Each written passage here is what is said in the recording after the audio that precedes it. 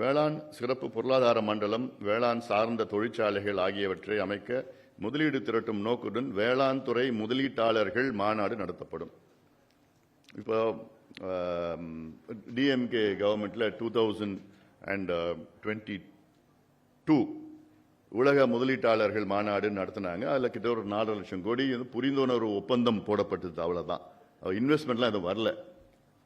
அவங்க கடைசியில் திமுகவில் 12,16,000 கோடி எல்லாமே முதலீடு வந்துடுச்சின்னு சொன்னாங்க. அப்புறம் நாங்கள் ஒரு பொய் முதலீடுன்னு ஒரு புத்தகம் போட்டோம். அதில் தெளிவாக சொல்லிட்டோம், 98,000 கோடி தான் ஆக்சுவல் முதலீடு இன்வெஸ்ட்மெண்ட் வந்திருக்கு. நீங்கள் சொல்கிற மாதிரி 12,16,000 கோடிலாம் வரலன்னு சொன்னதுக்கப்புறம் அவங்க வாய முடிட்டாங்க. இப்போ இதில் என்ன செய்யணும்னா, வேளாண் துறை முதலீட்டாளர்கள் மாநாடு நடத்தப்படும். இது செஞ்சால் நிச்சயமாக ஒரு பெரிய அளவில் தமிழ்நாட்டில் வேளாண் உற்பத்தி அதிகமாகும், விவசாயிகள் மகிழ்ச்சியாக இருப்பார்கள். காரணம், ஒரு நாளைக்கு தமிழ்நாட்டில் 2 விவசாயிகள் தற்கொலை செய்து கொண்டிருக்கின்றார்கள் ஒரு நாளைக்கு. இதெல்லாம் ஒரு வெட்கக்கேடு. எந்த அரசு வந்தாலும் அரசுக்கு வெட்கக்கேடு, நமக்கும் வெட்கக்கேடு. அதுக்கப்புறம் வேளாண் துறையில் 250 புத்தொழில் ஸ்டார்ட் அப் நிறுவனங்களை ஏற்படுத்த ஊக்கமளிக்கப்படும். அவற்றுக்கு 25 லட்சம் மானியம், 1 கோடி வரை முதலீடு அரசால் வழங்கப்படும். ஒரே ஒரு எக்ஸாம்பிள் நான் சொல்றேன்.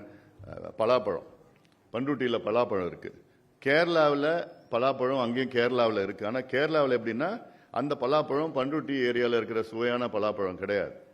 கேரளாவில் அது நாராக இருக்கும். அதில் ஆனால் கேரளாவில் 200 வகையான பொருட்கள் பலாப்பழத்தில் தயாரிக்கிறாங்க. பலாப்பழம், கொட்டை, அந்த இது உள்ள இருக்கிறது எல்லாத்தையும் 200 வகையான பொருட்கள் உலக அளவில் ஏற்றுமதி பண்றாங்க. ஆனால் இங்கே அந்த பாவம் அந்த பலா விவசாயிகள் எங்க ரோட்ல ஜிஎஸ்டி போய் பார்த்துப்பீங்க. அந்த ஜிஎஸ்டியில் போய் பலாப்பழத்தை கொட்டி, ஐயா வாங்க வாங்கிட்டு போங்க வெயில நின்றுகிட்டு பாவமா இருக்கும். அவங்க 20 ரூபா 30 ரூபாய்க்கு 100 ரூபாய் 200 ரூபாய் பலாப்பழத்தை 20 ரூபா 30 ரூபாய்க்கு வித்துட்டு இருக்கிறாங்க. அப்போ இப்படி எவ்வளோ வகைகளை செய்யலாம். அதே மாதிரி முந்திரி, அந்த முந்திரி கொட்டையில மட்டும் இல்லை, அந்த முந்திரி பழம் இருக்கு. அந்த முந்திரி பழத்தில் அவ்வளோ வைட்டமின்ல இருந்து, அயன்ல இருந்து, என்னென்னமோ பொட்டாசியம்ல இருந்து எவ்வளோ இருக்குது. அதில் அதை பதப்படுத்தி அதில் என்னென்னமோ செஞ்சுட்டு இருக்காங்க. அதெல்லாமே ஸ்டார்ட் அப்ஸ் நம்ம கொஞ்சம் ஊக்குவித்து டெக்னாலஜி டிரான்ஸ்ஃபர் கொண்டு ஸ்டார்ட் அப் பண்ணிட்டுனா எவ்வளோ செய்யலாம். நமக்கு தமிழ்நாட்டில் இல்லாதது ஒன்றும் கிடையாது. விளைபொருட்கள், விவசாய பொருட்கள், பூக்கள்ல இருந்து எவ்வளோ பழங்கள்ல இருந்து எல்லாமே இருக்கு. ஸோ இதுக்கு நிறைய ஸ்டார்ட் அப்க்கு 25 lakhs அரசாங்கம் கொடுக்கும், மானியமாக கொடுக்கும். நெல் உற்பத்தி திறனை ஹெக்டேருக்கு 6 டன்னாக உயர்த்த சிறப்பு திட்டம் செயல்படுத்தப்படும்.